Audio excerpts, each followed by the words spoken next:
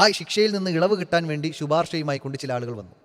അപ്പോൾ പ്രവാചകൻ തിരിച്ചു പറഞ്ഞു കൊടുത്ത മറുപടി ലോകർക്ക് മാതൃകയാണ്, ലോകർക്ക് മാതൃകയാണ് എന്ന് അടിവരയിട്ട് പറയാൻ. പ്രവാചകൻ പറഞ്ഞതെന്നറിയോ?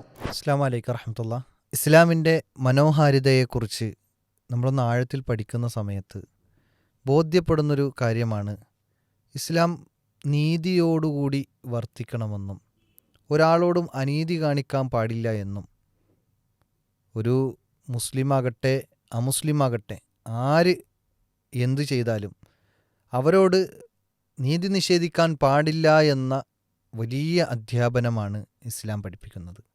ഒരാൾക്കും അന്യായമായി ദോഷം ചെയ്യാനോ നീതി നിഷേധിക്കാനോ പാടില്ല എന്നത് ഇസ്ലാമിൻ്റെ കർശനമായ നിർദ്ദേശങ്ങളിൽപ്പെട്ടതാണ്.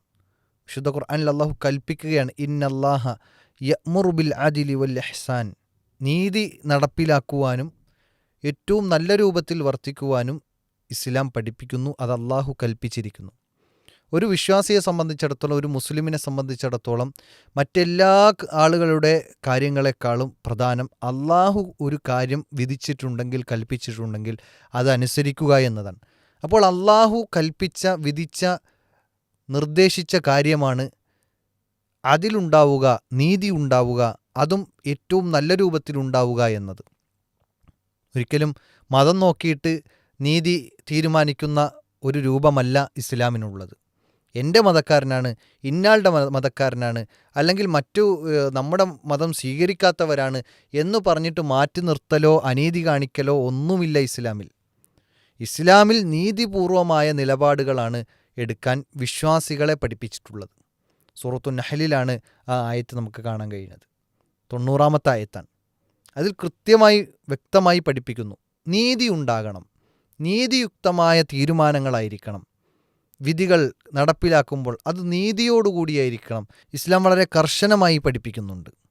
നീതി നിർവഹണത്തിന് ശത്രുക്കളോട് പോലും കാണിക്കേണ്ട മര്യാദയെക്കുറിച്ച് ഇസ്ലാം പഠിപ്പിക്കുന്നുണ്ട്. ശത്രുക്കളോട് അനീതി കാണിക്കരുത് എന്നും നീതിയോടുകൂടി മാത്രമാണ് അവർക്ക് കാര്യങ്ങൾ നിർണയിക്കേണ്ടത് എന്നും വിശുദ്ധ ഖുർആൻ കൽപ്പിക്കുന്നുണ്ട്. വിശുദ്ധ ഖുർആനിൽ അല്ലാഹു പറയുന്നത്, വലാ യജ്രിമന്നക്കും ശനആനു ഖൗമിൻ അലാ അല്ലാ തഅദിലു യഅദിലു ഹുവ അഖ്റബു ലിത്തഖ്വ. ഏതെങ്കിലും ഒരു സമുദായം, ഒരു ജനതയോടുള്ള വിരോധം കാരണം അവരോട് നിങ്ങൾ അനീതി പ്രവർത്തിക്കരുത് എന്ന് കർശനമായ നിലപാടാണ് ഇസ്ലാം പഠിപ്പിക്കുന്നത്. നമുക്കാരോടെങ്കിലും വ്യക്തിപരമായ വൈരാഗ്യങ്ങളോ അല്ലെങ്കിൽ ഏതെങ്കിലും ഒരു ജനതയോടോ ഏതെങ്കിലും ഒരു മതവിഭാഗത്തിനോടോ പ്രത്യേകമായ ഒരു വിരോധമുണ്ട് എന്നതുകൊണ്ട്, അല്ലെങ്കിൽ നമ്മുടെ ആദർശം സ്വീകരിച്ചില്ല എന്നതുകൊണ്ട് അവരെ മാറ്റി നിർത്താനും അവരോട് അനീതി കാണിക്കാനും അവരെ അടിച്ചമർത്താനും ശ്രമിക്കുക എന്നത് ഇസ്ലാം പഠിപ്പിക്കാത്ത കാര്യമാണ്. ഒരിക്കലും അനീതി കാണിക്കരുത് എന്ന് വിശുദ്ധ ഖുർആൻ കൃത്യമായി പഠിപ്പിക്കുന്നുണ്ട്. ഇത് കേവലം ഉപദേശങ്ങൾ മാത്രമല്ല, മറിച്ച് അള്ളാഹുവിൻ്റെ കൽപ്പനയാണ് എന്നും അത് ഒരു മുസ്ലിം എന്ന നിലയ്ക്ക് നമ്മളെല്ലാവരും സ്വീകരിക്കാനും നടപ്പിലാക്കാനും ബാധ്യസ്ഥരാണ് എന്നും വിശ്വസിക്കുന്നവരാണ് മുസ്ലിം. അതുകൊണ്ട് തന്നെ ഇതര മതസ്ഥരോട് അനീതി കാണിക്കാൻ ഒരു മുസ്ലിമിന് ഒരിക്കലും കഴിയില്ല. മനുഷ്യനാണോ മനുഷ്യനോട് നീതിപൂർവം വർത്തിക്കണം എന്ന ഒരു കാഴ്ചപ്പാടാണ് ഇസ്ലാം പഠിപ്പിക്കുന്നത്. മതങ്ങളെ നോക്കി നീതി നിർണയിക്കുക എന്ന ഒരു രൂപം ഇസ്ലാം പഠിപ്പിക്കുന്നേയില്ല. അതുകൊണ്ടാണ് ഞാൻ നേരത്തെ പറഞ്ഞു വെച്ച 5-ാം അധ്യായം സൂറത്തു മാഇദയിലെ 8-ാമത്തെ വചനത്തിൽ അല്ലാഹു പറഞ്ഞത്, ഏതെങ്കിലും ഒരു ജനവിഭാഗത്തോട് എന്തെങ്കിലും ഒരു അമർഷമുണ്ട് അല്ലെങ്കിൽ ആദർശപരമായ വിയോജിപ്പുണ്ട് എന്നതുകൊണ്ട് അവർ പറഞ്ഞത് സത്യമാണെങ്കിൽ സ്വീകരിക്കാതിരിക്കാനോ അല്ലെങ്കിൽ നമ്മൾ അവർക്ക് ചെയ്തു കൊടുക്കേണ്ട ബാധ്യതയിൽ ഒന്നും പിടിച്ചു വയ്ക്കാനോ ഇസ്ലാം പഠിപ്പിക്കുന്നേയില്ല.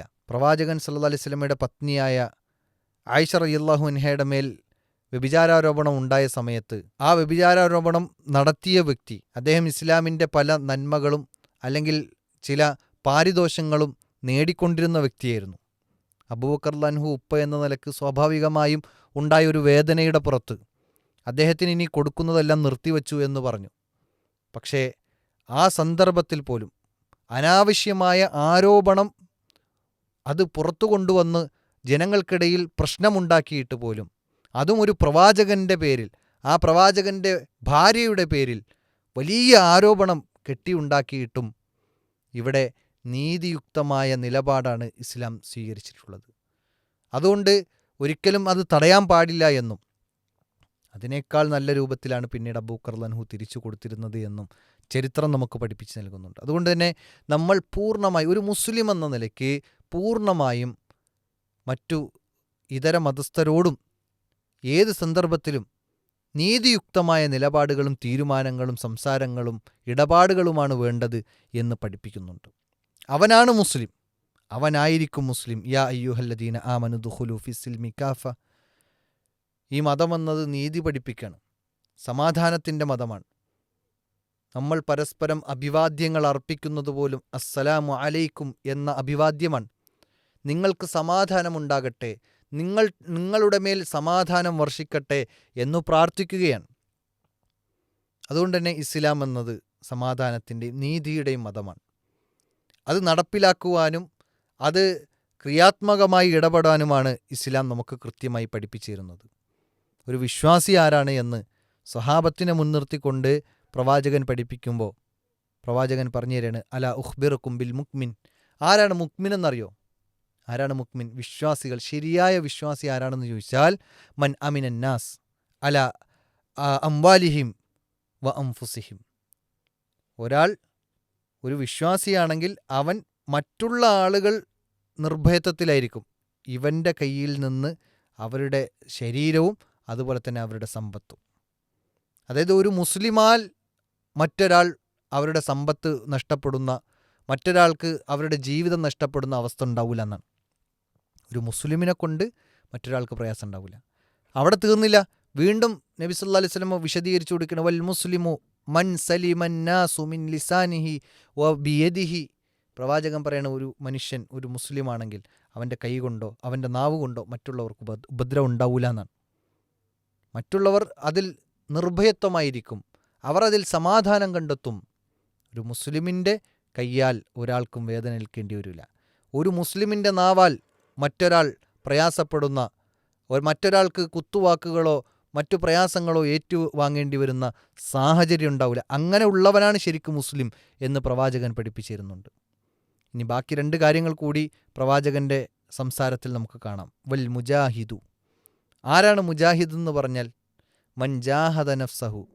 മുജാഹിദ് എന്ന് പറഞ്ഞാൽ നാട്ടിലാകെ പ്രശ്നം ഉണ്ടാക്കുന്ന അല്ലെങ്കിൽ തീവ്രവാദ സംഘടന എന്നതല്ല നബി സല്ലല്ലാഹു അലൈഹി വസല്ലം പഠിപ്പിച്ചത്. മറിച്ച് മൻ ജാഹദ നഫ്സഹു ഫീ തഅത്തില്ലാ. അള്ളാഹുവിനെ അനുസരിക്കുന്ന വിഷയത്തിൽ അവൻ സ്വന്തം ശരീരത്തിനോട് ധർമ്മസമരം ചെയ്യുന്നവനാണെന്നാണ്. സ്വന്തം ശരീരത്തിനോട് ധർമ്മസമരം ചെയ്യണം. എന്തിന്? റബ്ബിൻ്റെ കൽപ്പനകളെ അനുസരിക്കുന്ന വിഷയത്തിൽ. അല്ലാതെ റോഡിലിറങ്ങി 4 ആളെ കാണുമ്പോൾ തന്നെ വെട്ടുക എന്ന ഒരു ജിഹാദല്ല ഇസ്ലാം പഠിപ്പിച്ചത്. അമുസ്ലിമിനെ കണ്ടെടുത്ത് വെച്ച് കൊല്ലണം എന്ന് നിങ്ങൾ തെറ്റിദ്ധരിപ്പിക്കുന്ന മതമല്ല ഇസ്ലാമിൻ്റേത്. മറിച്ച് ഇസ്ലാമിൻ്റെ മതം അത് സമാധാനത്തിൻ്റെയും ഐശ്വര്യത്തിൻ്റെയും സ്നേഹത്തിൻ്റെയും കാരുണ്യത്തിൻ്റെയും മതമാണ് എന്ന് ഈ സംസാരങ്ങളിൽ നിന്നും വ്യക്തമാകും. 4-മതായി റസൂലുള്ളാഹി സ്വല്ലല്ലാഹു അലൈഹി വസല്ലം പറഞ്ഞത് വൽ മുഹാജിർ. ഇന്ന് നമ്മുടെ നാട്ടിൽ നിന്ന് ചില ആളുകളൊക്കെ നാട് വിട്ടുപോകുന്ന സാഹചര്യങ്ങളൊക്കെ ഉണ്ട്. അവിടെ നമ്മൾ മനസ്സിലാക്കേണ്ടത് ഒരു വിശ്വാസിയായ മുഹാജിർ ആരാണ്? മുഹാജിർ എന്ന് പറഞ്ഞാൽ എല്ലാം ഇട്ടെറിഞ്ഞു പോയി എന്ന അർത്ഥം മാത്രമല്ല, നാട് വിട്ടുപോയവൻ എന്ന അർത്ഥമല്ല. ഇവിടെ പ്രവാചകൻ പറഞ്ഞതെന്നറിയോ? വൽ മുഹാജിറു മൻ ഹജറത് ഖതായ വദ്ദുനൂബ്. തൻ്റെ ജീവിതത്തിലെ തിന്മകൾ, മോശത്തരങ്ങൾ, പോരായ്മകൾ അതിൽ നിന്ന് അവൻ വിട്ടു നിൽക്കുന്നു, അതിനെ ഒഴിവാക്കുന്നു, അതിനെ ഒഴിവാക്കി നന്മയിലേക്ക് വരുന്നു, അവനാണ് മുഹാജിർ. അപ്പോൾ ഇവിടെ 4 കാര്യങ്ങൾ പ്രവാചകൻ പറഞ്ഞു. ഒന്നാമത്തത് തന്നിൽ നിന്ന് മറ്റൊരാളുടെ സമ്പത്തോ അല്ലെങ്കിൽ മറ്റൊരാളുടെ അഭിമാനമോ മറ്റൊരാളുടെ ശരീരമോ രക്തമോ ഒന്നും പ്രയാസപ്പെടില്ല. അതായത് ഒരു മുസ്ലിമിനാൽ ഒരാൾ അനീതിയാൽ കൊല്ലപ്പെടില്ല. ഒരു മുസ്ലിമിനാൽ ഒരാളുടെ സമ്പത്ത് അപഹരിക്കുന്ന അവസ്ഥ ഉണ്ടാവില്ല. ഒരു മുസ്ലിമിനാൽ മറ്റൊരു വ്യക്തിയുടെ അഭിമാനത്തിന് ക്ഷതം വരുന്ന അവസ്ഥ ഉണ്ടാവില്ല. അവനാണ് മുസ്ലിം. അങ്ങനെയുള്ളവനാണ് മുസ്ലിം. ഇങ്ങനെ ആകാനാണ് ഇസ്ലാം പഠിപ്പിക്കുന്നത്. അപ്പോൾ ഏറ്റവും നല്ല പെർഫെക്റ്റായ വ്യക്തിയാകാനാണ് ഇസ്ലാം പഠിപ്പിക്കുന്നതെന്ന് നമ്മൾ തിരിച്ചറിയേണ്ടതുണ്ട്. അതോടൊപ്പം തന്നെ ഒബിയദിഹി ഒബി ലിസാനിഹി ഒബിയദിഹി, അവൻ്റെ നാവിനാൽ മറ്റൊരാൾ പ്രയാസപ്പെടില്ല, അവൻ്റെ കയ്യിനാൽ മറ്റൊരാൾ പ്രയാസപ്പെടില്ല. ഇത് ഇസ്ലാം പഠിപ്പിക്കുന്നുണ്ട്. അതോടൊപ്പം അവനോട് പഠിപ്പിക്കുന്ന നിർദ്ദേശങ്ങളിൽ കാണാൻ കഴിയും അവൻ അള്ളാഹുവിനെ അനുസരിക്കുന്ന വിഷയത്തിൽ ജിഹാദ് ചെയ്യണം എന്നാണ്. അള്ളാഹുവിനെ അനുസരിക്കുന്ന നിസ്കാരത്തിൽ, അതുപോലെ തന്നെ നന്മ പറയുന്ന വിഷയത്തിൽ. ഈ പറഞ്ഞ കാര്യങ്ങൾ പോലും അള്ളാഹുവിനെ അനുസരിക്കലാണ്. മറ്റുള്ളവരെ പ്രയാസപ്പെടുത്താതെ ജീവിക്കണം, മറ്റുള്ളവരെ ആദരിക്കണം, മറ്റുള്ളവരെ ബഹുമാനിക്കണം. ഇതെല്ലാം ഇസ്ലാം പഠിപ്പിച്ച അള്ളാഹുവിൻ്റെ കൽപ്പനകളാണ്. മാത്രമല്ല ഈ സംസാരത്തിൻ്റെ തുടക്കത്തിൽ തന്നെ പറഞ്ഞല്ലോ, ഇന്നല്ലാഹ യഅ്മുറു ബിൽ അദ്ലി വൽ ഇഹ്സാൻ. വളരെ കൃത്യമായി അള്ളാഹു പഠിപ്പിച്ചു. അവിടെ യഅ്മുറു എന്ന് പറഞ്ഞാൽ അമറ യഅ്മുറു എന്ന് പറഞ്ഞാൽ കൽപ്പിക്കുന്നു എന്നാണ്. അമറ കൽപ്പിച്ചു, യഅ്മുറു കൽപ്പിക്കുന്നു. അപ്പോൾ അള്ളാഹ് കൽപ്പിച്ചതാണ് മറ്റു ആളുകളോട്, അത് മുസ്ലിമാകട്ടെ അമുസ്ലിമാകട്ടെ, നീതിയുക്തമായ രൂപത്തിൽ നമ്മൾ മറ്റുള്ളവരോട് പെരുമാറണം എന്നാണ്. നബി സല്ലല്ലാഹു അലൈഹി വസല്ലമയുടെ അടുക്കൽ ചില ആളുകൾ വന്ന് ചില ഇളവുകൾ ചോദിക്കുന്നുണ്ട്. ഒരു നല്ല കുലീനയായ ഒരു വ്യക്തി, ഒരു സ്ത്രീ, വലിയ കുടുംബത്തിൽപ്പെട്ട സ്ത്രീയാണ്. ആ സ്ത്രീ അവരുടെ ദുർബല നിമിഷത്തിൽ മോഷ്ടിച്ചു പോയി, കളവ് നടത്തി. കളവ് നടത്തിയാൽ കൈവെട്ടണം എന്നാണ് ഇസ്ലാമിൻ്റെ നിയമം. അവിടെ ആ ശിക്ഷയിൽ നിന്ന് ഇളവ് കിട്ടാൻ വേണ്ടി ശുപാർശയുമായി കൊണ്ട് ചില ആളുകൾ വന്നു. അപ്പോൾ പ്രവാചകൻ തിരിച്ചു പറഞ്ഞു കൊടുത്ത മറുപടി ലോകർക്ക് മാതൃകയാണ്. ലോകർക്ക് മാതൃകയാണ് എന്ന് അടിവരയിട്ട് പറയാൻ പ്രവാചകൻ പറഞ്ഞതെന്നറിയോ?